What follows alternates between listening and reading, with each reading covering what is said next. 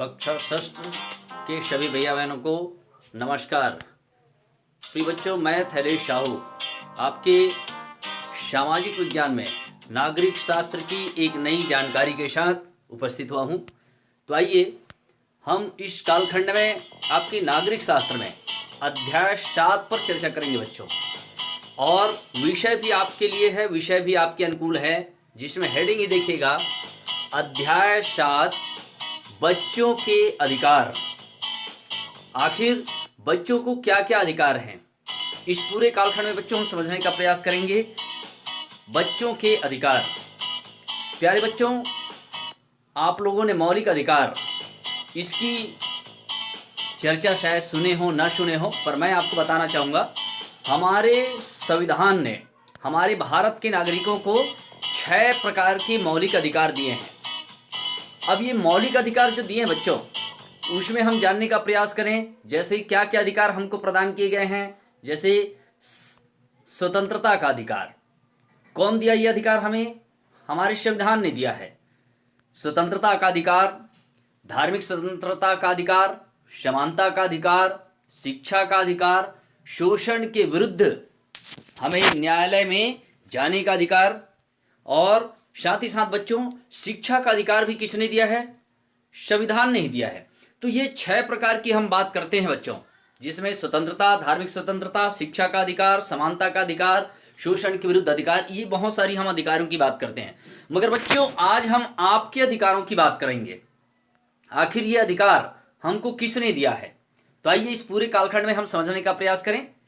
बच्चों हम देखते हैं, पिताजी के घर पहुंचते ही लखन और राधा उनके पास दौड़कर आए और प्रदर्शनी दिखाने की जिद करने लगे।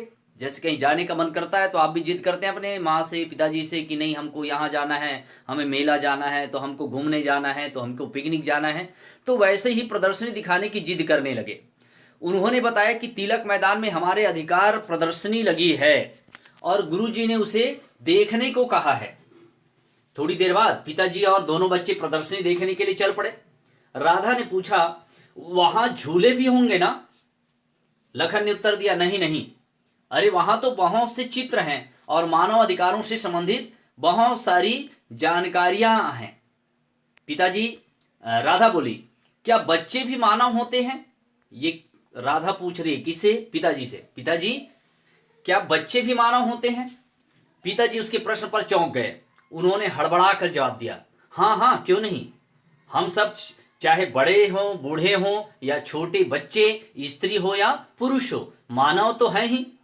बच्चों एक बात और है, हम सब चाहे किसी भी जाति, धर्म या वर्ग के हों, चाहे कहाँ के भी रहने वाले हों, चाहे जिस प्रांत के, गांव के, शहर के रहने वाले हों, चाहे वो अमीर हो या गरीब हो, निर्धन हो, सभी क्या हैं? बराबर हैं।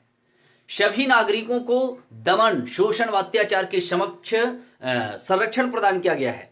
मतलब भारत का कोई भी नागरिक, उनका अगर दमन होता है, उनकी मानसिकता को दबाया जाता है या उनका शोषण होता है, उस पर अगर अत्याचार होता है, चाहे वो महिलाएं हों, वृद्ध हों या बच्चे हों, सभी को संरक्षण प्रदान करने के उद्देश्य से पूरे देश व राज्यों के स्तर पर मानवाधिकार आयोग का गठन किया गया है।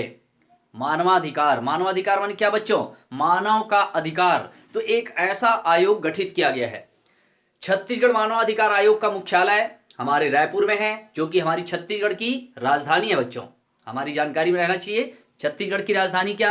रायपुर। लखन ने कहा, पिताजी तब तो बच्चों को भी बड़ों के समान सभी अधिकार प्राप्त होंगे। हाँ बिल्कुल, पिताजी ने सहमति दी। तुम प्रदर्शनी देखकर और अच्छी तरह जान जाओगे। प्रदर्शनी में बहुत चहल पहल थी, वहां कई बच्चे आए हुए थे, उत्साह था उन लोगों में, उमंग था।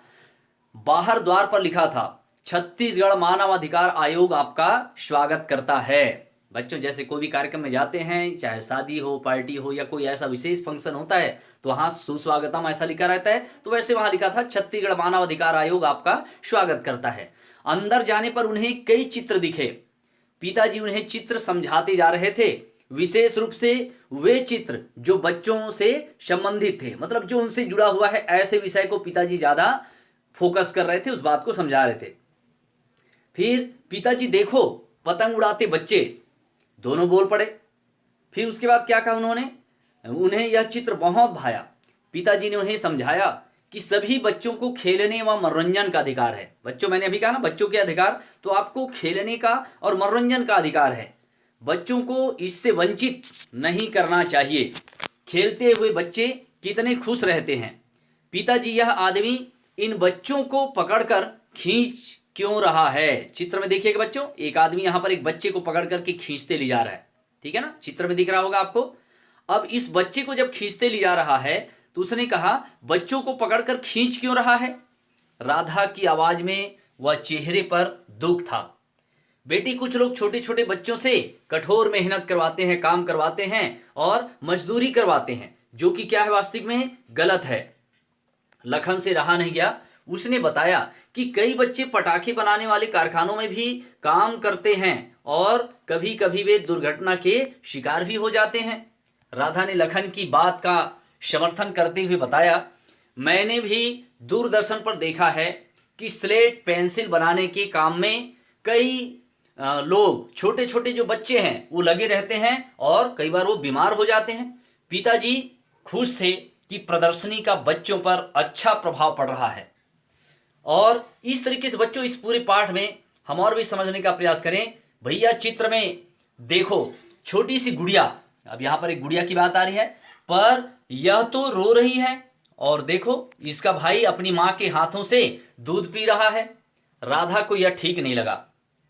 लखन ने उसे समझाया कि कुछ लोग लड़के और लड़की में भेदभाव करते हैं, उन्हें ऐसा नहीं करना चाहिए। राधा अपने भाई के कंधे पर हाथ रखकर बोली, अपनी मां तो ऐसा नहीं करती, कितनी अच्छी है हमारी मां।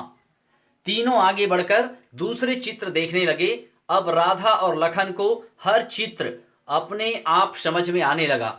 वे चित्र देखते और पिताजी की ओर बताते कि उसमें किस अधिकार की बात कही गई है। प्रिय बच्चों, इस तरीके से बच्चों को क्या क्या अधिकार हैं, बच्चों के साथ समाज में कैसा दुर्व्यवहार होता है, बच्चों का कैसा शोषण होता है, ये पूरी पाठ में हम बच्चों के अधिकार को समझने का, जानने का और बताने का प्रयास कर रहे हैं। बच्चों, इसका शेष भाग और मैं अगले वीडियो में आप तक पहुंचाने का प्रयास करूंगा।